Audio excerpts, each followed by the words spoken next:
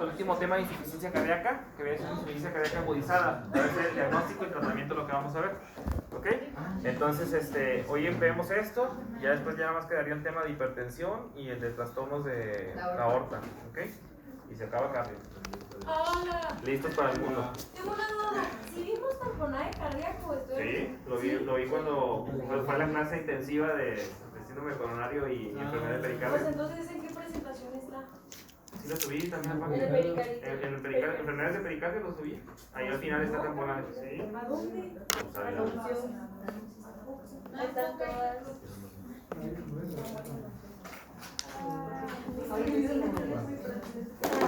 Ok, bueno, vamos a empezar. Entonces, insuficiencia cardíaca agudizada, que es una de las principales causas de mortalidad a nivel mundial. Entonces, ¿cómo se define? Es la presentación aguda o cambios en los síntomas y signos de falla cardíaca, que eso ya lo vimos todo. Entonces, cerca de 670,000 pacientes se presentan con insuficiencia cardíaca agudizada al servicio de urgencias cada año. El 20% se egresa desde urgencias, mientras que el 80% se hospitaliza. Es decir, que 4 de cada 5 se hospitalizan cuando llegan con signos de síntomas de insuficiencia cardíaca agudizada. ¿Ok? Es la causa más común de hospitalización en pacientes mayores de 65 años y la mortalidad intrahospitalaria es del 5%. ¿Ok? Pero esta mortalidad va aumentando conforme se van hospitalizando los pacientes, como vimos en la clase pasada. Entonces, la tasa de reingreso hospitalario no se ha modificado. Más o menos es del 1 de cada 4 se vuelve a reingresar en los primeros 30 días y cerca de la mitad, a los 6 a 12 meses, se vuelven a reingresar. ¿Okay? Su mortalidad es más o menos del 5 al 10% y a 6 a 12 meses del 20 al 40%. Y habíamos quedado que más o menos a 5 años la mitad de ellos llegan a fallecer. Entonces, ¿cuál es la fisiopatología? Tenemos diferentes fisiopatologías del por qué se produce insuficiencia cardíaca agudizada. La fisiopatología más frecuente es congestión. ¿Okay? Eso va a ser lo que más los síntomas, los pacientes se van a presentar al servicio de urgencias congestivos, ¿okay? Hinchados. Es la presentación más habitual. Entonces, ¿por qué se produce la congestión? ¿Por qué? Porque hay un aumento del flujo simpático que va a hacer que se reabsorba todo el sodio a nivel renal. ¿Okay? Al reabsorberse sodio va a provocar que aumente el volumen intravascular y aumente también el eje renina-angiotensina-aldosterona. Si aumenta el eje renina-angiotensina-aldosterona, va a aumentar la presión, va a aumentar la absorción de líquidos. ¿Okay? Aparte también hay disfunción endotelial. Cuando tenemos disfunción endotelial, sobre todo por disminución del óxido nítrico, también puede provocar que haya mayor líquido intravascular, mayor fibrosis vascular. Entonces eso va a ir provocando poco a poco que sea deleterio todo esto a nivel muscular, a nivel de los vasos sanguíneos. Y en el corazón, a causa del remodelamiento cardíaco, va a haber aumento del estrés parietal, va a haber aumento del estrés oxidativo, aumento de la inflamación, aumento de toda la vía neurohormonal que vimos cuando era la fisiopatología de la insuficiencia cardíaca, que habíamos dicho que las 3 vías eran el eje renina-angiotensina-aldosterona, la vía del simpático y la vía de los péptidos natriuréticos. Cuando tenemos una falla cardíaca agudizada, estos todavía están más potenciados. ¿Okay? Entonces, por eso es el problema que se agudicen tan pronto estos pacientes, porque estos marcadores, estas vías, van a estar más exacerbadas. ¿Ok? Entonces, podría ser que sea crónico, se aguda la misma fisiopato. Más o menos es la misma, nada más que en los agudos hay mayor congestión de manera aguda, por cambios ahí que ahorita les comenté, sobre todo por la sobreactivación del simpático, que hace que se reabsorba más sal, que se reabsorba más líquido, entonces por eso son más congestivos. ¿Ok? Entonces, ¿qué es lo que va a provocar cuando tenemos una falla cardíaca descompensada? Hay activación neurohormonal, empieza a aumentar la renina, empieza a aumentar la aldosterona, las catecolaminas, la vasopresina y la adenosina. ¿Eso qué va a provocar? Vasoconstricción renal y sistémica, y eso va a provocar disminución de la perfusión renal. Eso va a provocar que se deteriore la función renal y va a provocar que aumente la absorción de sal y de agua. Esta activación también va a disminuir el gasto cardíaco, lo que va a disminuir el volumen intravascular, entonces también eso va a provocar daño renal. Y al disminuir el gasto cardíaco va a aumentar la congestión venosa. ¿Por qué? Porque no la está pudiendo sacar el corazón lo que debería, la está regresando al sistema venoso. Entonces eso puede aumentar también la presión intraabdominal y también va a provocar la disminución de la perfusión renal. Entonces por eso es que estos pacientes que se presentan con falla cardíaca agudizada también pueden presentarse con falla renal aguda, que es un síndrome cardiorrenal, ¿ok? Entonces, siempre van de la mano. Muy bien, entonces, ¿qué podemos ver? Cuando tenemos un paciente con disfunción cardíaca, con insuficiencia cardíaca, podemos tener una disfunción cardíaca izquierda que va a provocar edema pulmonar y disnea. ¿Por qué? Porque están aumentadas las presiones del lado izquierdo del corazón y lo que está antes del lado izquierdo están los pulmones. Entonces, por eso hay edema pulmonar. Cuando tenemos disfunción ventricular derecha, va a haber congestión sistémica. ¿Sí? Entonces, vamos a tener el edema, sobre todo de miembros periféricos. Va a haber disfunción renal y hepatomegalia. Va a haber disminución de la perfusión orgánica. ¿Eso cómo lo vamos a ver? Se va a empezar a aumentar la troponina, se va a empezar a aumentar la AST y ALT y la creatinina. Entonces, cada uno de esos va a haber algún daño, ya sea la troponina, daño miocárdico, la AST y ALT, daño hepático, y la creatinina y cistatina C, daño renal. ¿Ok? Entonces, se van a elevar también estos biomarcadores cuando tenemos un paciente con falla cardíaca agudizada.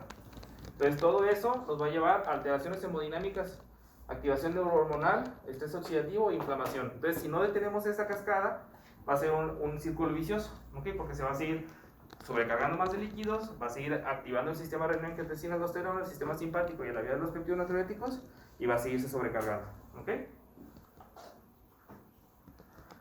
¿Qué manifestaciones clínicas podemos ver? La disnea, ¿ok? Es el síntoma pivote, como hemos dicho, en prácticamente siempre la insuficiencia cardíaca. Van a presentarse con disnea, y sobre todo la disnea va a ser cada vez con menor esfuerzo, incluso en reposo.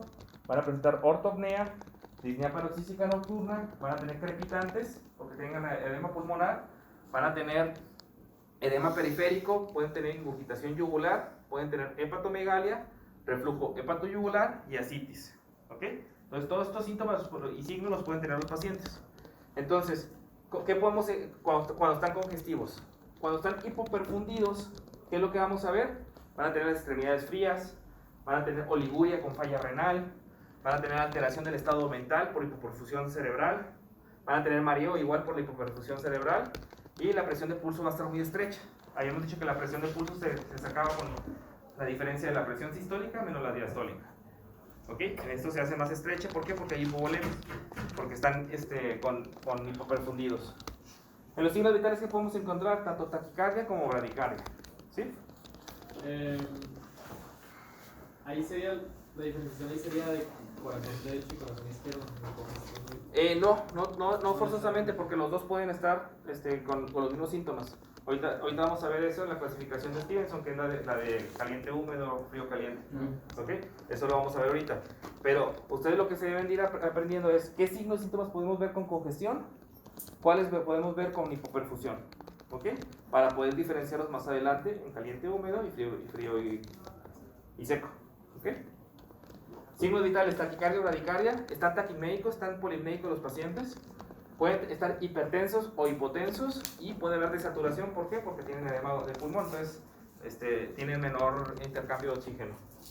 ¿Qué podemos encontrar en laboratorios? Una cianosis metabólica por alteración en la falla renal, elevación del lactato por lo mismo, elevación de ácidos también por la falla renal. Obviamente vamos a encontrar elevación de BNP o proBNP, alteraciones en el electrocardiograma. En la radiografía entonces vamos a encontrar la trama vascular aumentada por edema agudo del pulmón. Y en el ecocardiograma podemos encontrar, aparte si le hacemos eco pulmonar, líneas B, que ahorita vamos a ver. Muy bien, esto es el cuadro que ustedes siempre les ponen, ¿ok? Que nos diferencia de si está caliente y seco, caliente y húmedo, frío y húmedo, y frío y seco, ¿ok? ¿Cómo diferenciamos eso? Tenemos que ver los síntomas de congestión que habíamos visto y los de hipoperfusión, ¿ok?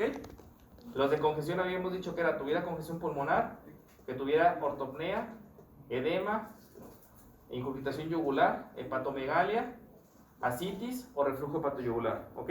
Si tiene alguno de estos, se dice que está congestivo, ¿ok? Y de hipoperfusión, que hemos dicho, extremidades frías, oliguria, alteración del estado mental, mareo y la presión de pulso disminuida. Si tenemos alguno de esos, se dice que está hipoperfundido, ¿ok? Ya sabiendo eso, tenemos que ver cómo diferenciamos si está seco o húmedo. Literal con la el paciente, congestión. ¿no? Sí, con- ¿Mande? Literal con el paciente. Sí, O sea, sí, al checarlo, al paciente. Ajá. Pero ¿cómo lo diferenciamos? Es con la congestión, ¿ok? Si no tiene congestión, está seco.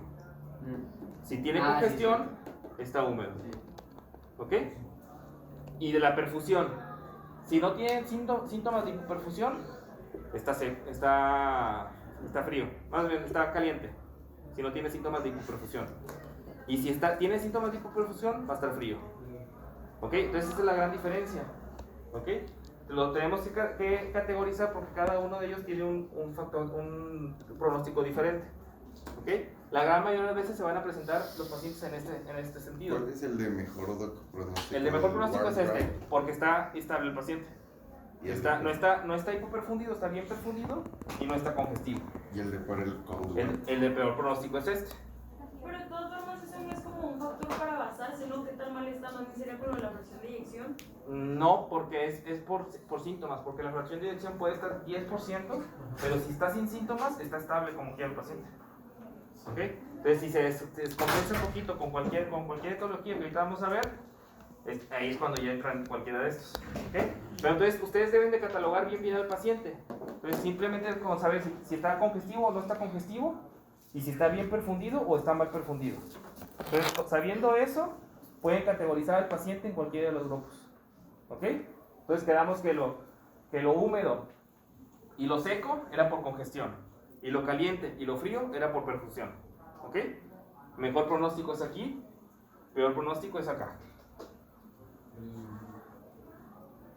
Entonces, siempre que tenemos una insuficiencia cardíaca agudizada, tenemos que ver qué es lo que le pasó, qué fue lo que lo agudizó el paciente.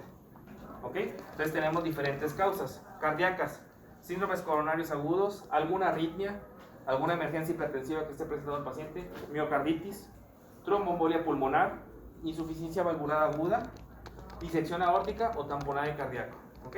Son las causas que pueden agudizar una insuficiencia cardíaca de origen cardíaco. ¿Qué otras causas no cardíacas pueden agudizar una insuficiencia cardíaca? La principal es infecciones. ¿Ok? Aquellos que están sépticos pueden exacerbar una insuficiencia cardíaca que ya padeció el paciente. Exacerbación de POC, falla renal, anemia, hiper o hipotiroidismo y el embarazo. Y relacionados con el paciente totalmente, que es la causa número 1 también, es mal apego de los medicamentos y la transgresión dietética.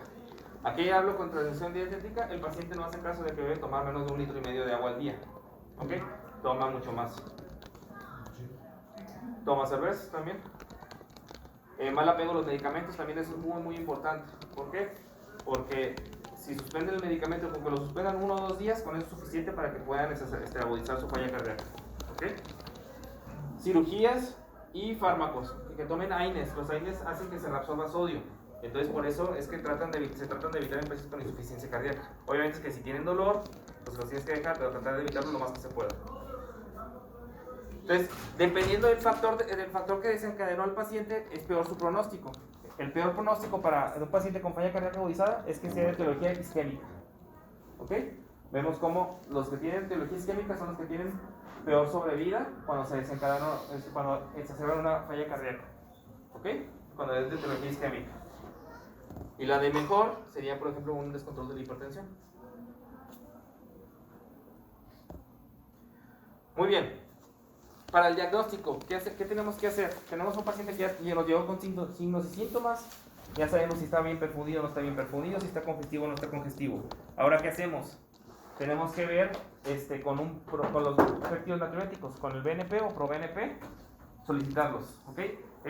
Si está negativo, nos descarta prácticamente una insuficiencia cardíaca agudizada. Si está positivo, nos refuerza la probabilidad de que sí vaya a ser de origen cardíaco la insuficiencia cardíaca. Pero todavía no confirma. Todavía no confirma. Se tiene que hacer electrocardiograma y radiografía de tórax, sobre todo para diagnósticos diferenciales. Se tiene que pedir troponinas, obviamente, también para ver que no tenga un síndrome coronario agudo. Química sanguínea, electrolitos, biometría, perfil tiroideo y pruebas de función hepática para ver en general. Y se tiene que hacer un ecocardiograma en las primeras 48 horas, después de que se ingrese el paciente. ¿Para qué nos va a servir el ecocardiograma? Diagnóstico etiológico, para ver las presiones de llenado ventriculares, la función ventricular, y también nos sirve para pronóstico. ¿Ok? Estas son las líneas B. ¿Ok?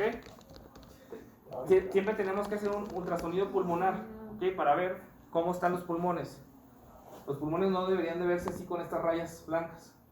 Se debería ver negro con una o dos rayitas blancas. Todo esto blanco que se ve, no lo deberíamos de ver en el pulmón.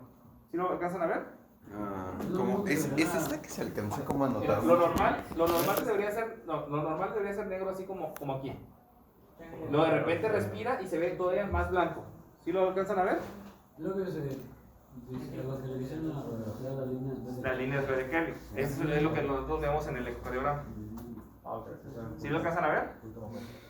Pero o sea, las líneas ves ven en el eco. Como ese... Aquí lo vemos en el eco. radiopacidad. En radiografía, ¿ok? Pero en el eco son mucho más sensibles, ¿ok? Y específicas también. Yo me iba a poner eso, yo diría de que apenas está agarrando la onda. No, es que ya lo pusiste el transductor y ves cómo se aparecen puras rayas blancas, ¿ok? Entonces, esas son las líneas B. Maravilloso. Unas maravillosas líneas B. Felices. ¿Ok? Entonces, ¿para qué nos sirve el ultrasonido pulmonar? Sobre todo para confirmar en aquellos que tienen valores altos de ProBNP. Entonces, le haces un ultrasonido pulmonar y si tiene líneas B, va a estar también de origen cardíaco la falla cardíaca, la causa de la disnea. Entonces, aquí lo checamos en los mismos campos pulmonares que checamos generalmente para ver si tiene líneas B. También podemos encontrar derrame pleural, ¿ok? Y también tenemos que ver la vena cava inferior para ver si está dilatada y que colapse, para ver qué tan sobrecargado de líquidos está. Y también la función diastólica, tenemos que checar del paciente. Entonces, para el diagnóstico, los niveles de BNP menores de 100 prácticamente descartan que sea de origen cardíaco la causa de la disnea del paciente. ¿Ok? Niveles mayores de 500 tienen especificidad hasta el 90% para una falla cardíaca agudizada. Y luego, el eco pulmonar tiene un valor predictivo negativo del 100%. ¿Ok? Entonces, por eso, si tenemos un BNP elevado y nosotros hacemos el ultrasonido pulmonar y vemos que tiene líneas B, prácticamente es posible que tenga una insuficiencia cardíaca agudizada. Si no vemos líneas B, descarta que sea de causa cardíaca. ¿Lo estás vendiendo? El eco lo puede ser un pasante, no siempre tiene que llamar, pero... No, generalmente ahorita ya lo saben hacer los intensivistas, los internistas. Es un pasante, lo podría saber si obviamente tiene experiencia. Si empieza a hacerlo, si le enseñan, sí podría. Entonces, pero es bastante sencillo, bastante sencillo realizar. Porque con cualquier transductor que tengas se puede realizar. Muy bien, entonces debemos de saber que los niveles de BNP se pueden reducir por ciertas patologías y se pueden aumentar por algunas otras. ¿Ok? Entonces hay diagnósticos diferenciales. Por ejemplo, aquellos pacientes con falla cardíaca, que está bien clara la falla cardíaca, pero el BNP sale un poquito alto nada más, puede ser en pacientes obesos, ¿ok? Porque los adipocitos desdoblan los péptidos natriuréticos, entonces por eso es que salen menores el nivel de lo que deberían. Un edema agudo del pulmón que sea muy súbito, aquellos que tengan, por ejemplo, ruptura del músculo papilar, cuando están infartados, puede provocar un edema agudo del pulmón muy súbito. El BNP no va a estar tan elevado, ¿por qué? Porque todavía no alcanzó a dilatarse como debería el corazón. Una insuficiencia mitral aguda por una ruptura del músculo papilar y el tamponaje cardíaco también va a tener niveles disminuidos. ¿Por qué? Porque como está aplastando el tamponaje del corazón, no permite que se dilate y libere los péptidos natriuréticos. Y factores que aumentan pueden ser todas estas: miocardiopatías, falla cardíaca estable, angina estable, arritmias, inhibidores de neprilicina, la tromboembolia pulmonar, edad avanzada, enfermedad renal, sepsis, cirrosis, quemaduras, hipertiroidismo y ABC. Entonces, por eso es que cuando tenemos un BNP elevado, no forzosamente nos habla de que sea una insuficiencia cardíaca agudizada. Si estuviera negativo, ahí sí nos descarta una falla cardíaca, porque su valor predictivo negativo es muy alto. Pero si está positivo, no forzosamente es una falla cardíaca agudizada, porque podemos tener cualquiera de estas enfermedades.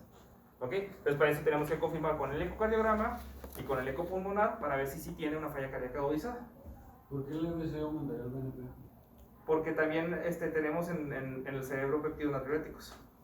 Entonces se liberan también cuando hay algún insulto isquémico.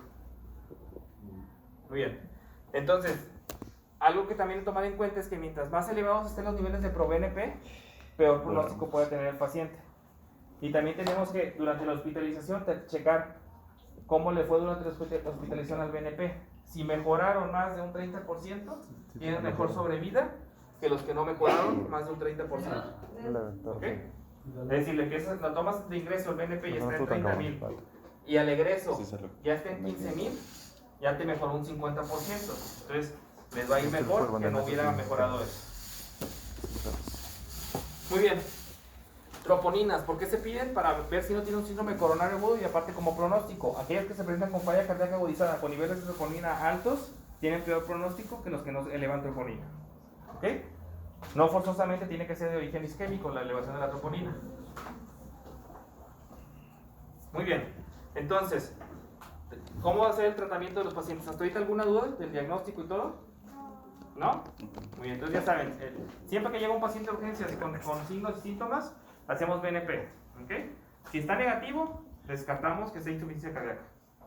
Si está positivo, tenemos que hacer estudios de confirmación como un ecocardiograma y un ultrasonido pulmonar. Si estos son positivos, es una falla cardíaca agudizada. Si son negativos, se descarta también insuficiencia cardíaca agudizada. ¿Ok? Muy bien. Entonces, todo paciente que nos llega, tenemos que ver si tiene congestión o no. El 95% de los pacientes que se presentan con falla cardíaca agudizada van a estar congestivos. Va a ser la forma de presentación más habitual. ¿Ok? El otro 5% van a estar secos. ¿Ok? Pero van a estar hipoperfundidos generalmente. Entonces, si está congestivo, es decir, está húmedo, tenemos que ver si tiene una perfusión adecuada. Si tiene una perfusión adecuada, tenemos que ver si está hipertenso o no. Si está hipertenso, dejamos vasodilatadores y diuréticos. Si no está hipertenso, dejamos puros diuréticos. Algo que se deben de aprender ustedes muy bien del manejo de falla cardíaca agudizada es que los diuréticos son la piedra angular del tratamiento de una falla cardíaca agudizada. ¿Ok? Sobre todo la furosemida.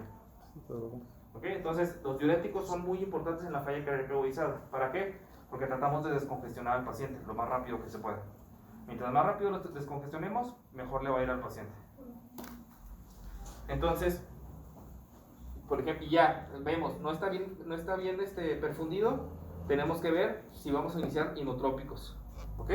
Pues, si se presenta en este rubro que estaba seco, pero que está hipoperfundido, la perfusión está adecuada, pues nada más ajustamos el tratamiento oral. Pero si la perfusión es inadecuada, tenemos un choque cardiogénico, entonces, ¿qué es lo que vamos a utilizar? Inotrópicos.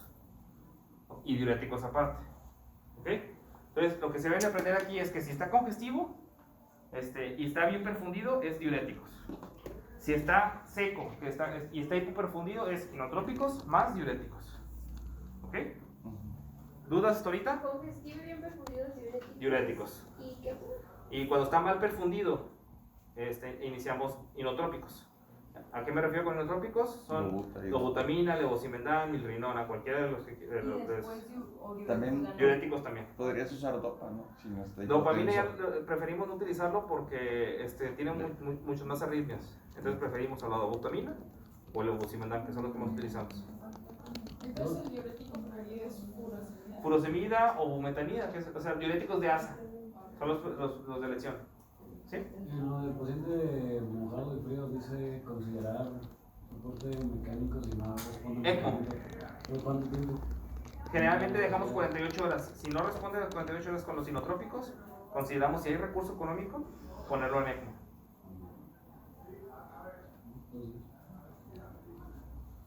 Muy bien, entonces, si lo tenemos en el que habíamos dicho que era de buen, por así decirlo, que está estable el paciente, nada más ajustamos un poquito el tratamiento.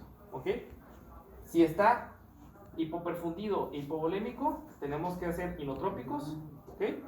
Si está frío y está también congestivo, tenemos que utilizar inotrópicos y diuréticos.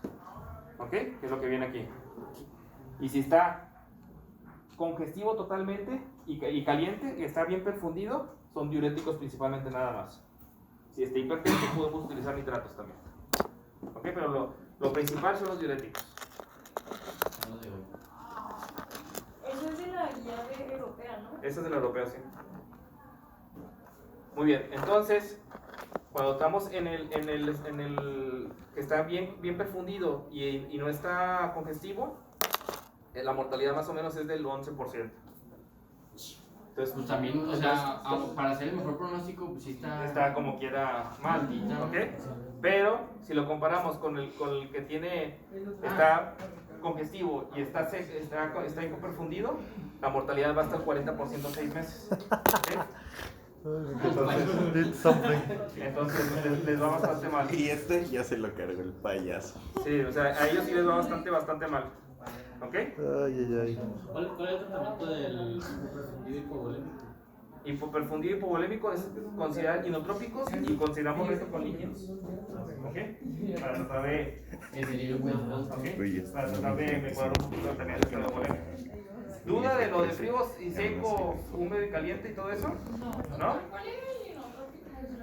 ¿Dobutamina o levosimendan? Sí, de nada. Entonces, ¿duda también de los pronósticos de todos? Pero dije que por cash. ¿Sí? ¿Me puedes regresar para que ¿Tú se lo compraste en cash? Verga. Si sube la presentación, van a salir con las imágenes y no se van a ver. Si la suben, Ah, ya. Bonito tener No, pero ya se las has subido en efectivo en la mano. Ya chequé la de pericarditis, no No, me pero da, en subió pagos. 2 veces la de síndrome coronario. Ah, ya ves. Sabes que la subo en la madrugada, no me acuerdo. Solo porque me caí bien. Ah, bueno, está bien. Muy bien, entonces el tratamiento, ¿qué es lo que tenemos que hacer? Es estabilizar al paciente, ¿ok? Checar desde el ingreso, ver cómo está en signos vitales, si está congestivo, si no está congestivo, si está bien perfundido o no está bien perfundido. Si está congestivo, iniciar el diurético lo antes que se pueda, ¿ok? Si está mal perfundido, iniciar también inotrópicos lo antes que se pueda. Y vasopresores. Vasopresores tipo norepinefrina también los podemos utilizar. Debemos de tratar de estabilizar al paciente más o menos de 6 a 12 horas de que inició la presentación. Si ya más o menos lo estabilizamos a las 48 horas, ya podemos iniciar otro tratamiento de vía oral, ¿ok? Que eran, si es una falla cardíaca reducida, los 4 fantásticos, y si es febri preservada, el SGLT2. Muy bien, entonces, cuando llega un paciente en choque cardiogénico, es decir, que está mal perfundido, ¿ok? Y ya puede estar congestivo o no puede estar congestivo, pero está con choque cardiogénico, tenemos que ver cuál es la causa, ¿ok? Si tenemos tenemos que identificar la etiología. ¿Y cuáles son las etiologías más frecuentes? Es el CHAMPIC, que viene siendo síndromes coronarios agudos, emergencia hipertensiva, arritmias, enfermedad mecánica, causa mecánica como ruptura de la pared del ventrículo izquierdo, ruptura del músculo papilar, una TEP, una tromboembolismo pulmonar, choque séptico, infecciones y tamponaje cardíaco. ¿Ok? Si encontramos la causa, tenemos que darle tratamiento a esa causa. Entonces, esto nos debemos de tardar menos de 2 horas en identificar cuál es la causa. En todo paciente que llega con falla cardíaca en choque cardiogénico. ¿Ok? Muy bien. Y de esos pacientes la mortalidad sí es muy alta. Sí, los pacientes que ingresan con choque cardiogénico, la mitad fallecen. ¿Ok? Entonces, sí, por eso es tan importante. Entonces, todo paciente que llega al servicio de urgencias, tenemos que ver si está perfundido o no está perfundido, si está congestivo o no está congestivo. Entonces, tenemos que checar el examen clínico. Pedir laboratorios, electrocardiograma, radiografía de tórax, laboratorios, que vienen siendo troponina y BNPs, que es lo que vimos ahorita. Después, depende de cómo salgan estos, considerar el ecocardiograma y el ultrasonido pulmonar. ¿Ok? Ya después, lo vamos a ingresar dependiendo de cómo esté el paciente, si está estable o inestable. Entonces tenemos que identificar qué es lo que lo exacerbó y después empezar el tratamiento dependiendo del estado del paciente. Y quedamos que la piedra angular del tratamiento eran diuréticos, sobre todo diuréticos de ASA. Furosemida, bumetanida, torsemida. ¿Ok? Son los 3 diuréticos de Como ASA. que la furosemida específicamente para el edema es como siempre Casi cualquier tipo siempre. de edema de primera Si lección. es insuficiencia venosa, la causa del edema, insuficiencia venosa, no te va a hacer nada la furosemida. No. ¿Cuál se...? Ahí se utilizan los flebotónicos, ¿ok? Para mejorar la estasis de las venas. Doc, en el electro, ¿qué esperamos encontrar? Casi siempre va a ser anormal, puede ser bloqueo de rama izquierda, bloqueo de rama derecha, crecimiento ventricular izquierdo, crecimiento ventricular derecho, crecimiento de aurículas, taquicardia sinusal o alguna arritmia, fibrilación auricular principalmente. Pero si hay crecimiento de la aurícula ya no sería agudo, sería crónico, ¿no? Pues sí, pero o sea, puede ser una crónica que se agudizó. Y Entonces, por para eso, todo esto, el factor pronóstico más determinante para saber el pronóstico del paciente, vaya la redundancia, es entonces si está frío, caliente. Así es. Eso. si está congestivo o no está congestivo y si está perfundido o no está perfundido. Eso es lo que nos va a dar el pronóstico principalmente. Y es el que lo que nos va a encasillar, por eso es tan importante que se aprendan eso, lo de frío, caliente y húmedo y seco, porque es lo que nos va a encasillar qué tratamiento le vamos a dar también. Muy bien, entonces esto es lo que también tenemos que pedir durante toda la hospitalización paciente. Todo el tiempo le vamos a estar checando, todos los días tenemos que estar checando signos vitales, el peso del paciente, si está adecuadamente perfundido, si está congestivo todavía. Tenemos que checar un electrocardiograma inicial y podemos hacer electros durante toda la hospitalización, depende de la evolución. Péptidos natriuréticos tenemos que hacerlos al inicio y al egreso para ver si mejoramos más de un 30%. Las troponinas para ver diagnósticos diferenciales, un ultrasonido de un ecocardiograma y la función renal lo podemos estar repitiendo cada 48 horas. ¿Ok? Entonces, ese es lo que tenemos que tener en un paciente que tenemos en el hospital, el que manejo que tenemos que estar dando, la vigilancia. ¿Listo? Ah, es que no se veía con el iPhone. Ah, ok. Me pidió que lo viera por el... Muy bien. Ay, ni se alcanza a ver.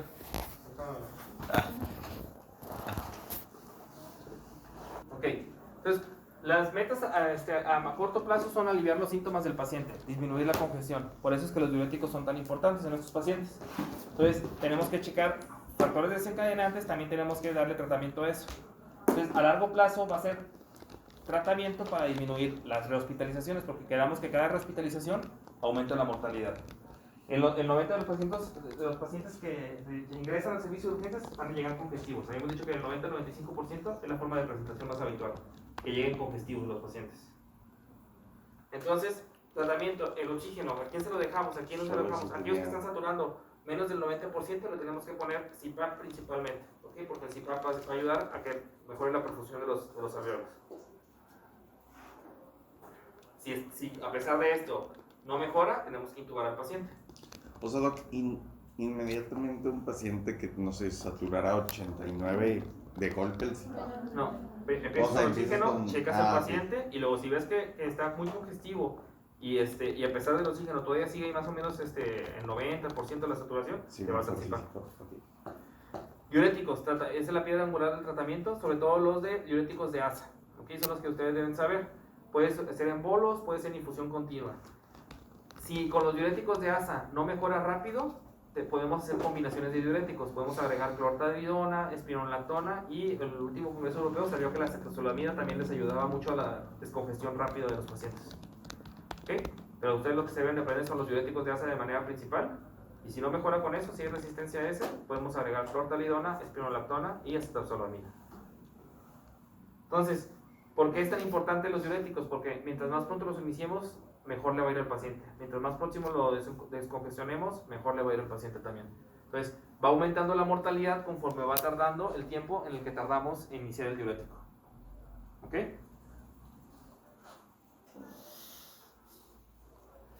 Vasodilatadores, ¿a quiénes se los dejamos? Generalmente aquellos que llegan muy hipertensos. ¿Okay? Nitratos, nitroprusiato, podemos dejarlos. ¿Para qué? Porque también la vasodilatación también nos va a ayudar a disminuir la precarga y la poscarga. Y eso también va a ayudarle al corazón para la insuficiencia cardíaca agudizada. ¿Ok? Entonces, ¿cuáles son los que utilizamos? Puede ser nitroglicerina o puede ser nitroprusiato. El que más utilizamos es la nitroglicerina, es la que más hay en los hospitales. Doc, y el nitrato isosorbide no aplica para agudo, No, ¿verdad? aquí Solo no, para aquí no, crónico. aquí ayuda, sirve más que nada para cardiopatía isquémica, el dinitrato. ¿Okay? Aquí el que utilizamos es el trinitrato. El neseritide es un péptido cerebral natriurético que también es un vasodilatador arterial y venoso. También en estudios ha disminuido los síntomas, ¿okay? Pero mortalidad no ha mejorado. ¿Okay? Pero sí disminuyen los síntomas con este medicamento. ¿Lo llegaron a ver en farma? No me suena. El neseritide no, Neseritide. es un péptido natriurético, es un análogo, es inyectable. No recuerdo. Y los sinotrópicos, ¿a quiénes los vamos a considerar? Aquellos que lleguen hipoperfundidos. ¿Okay? Es lo que ustedes deben saber, hipoperfundidos deben ser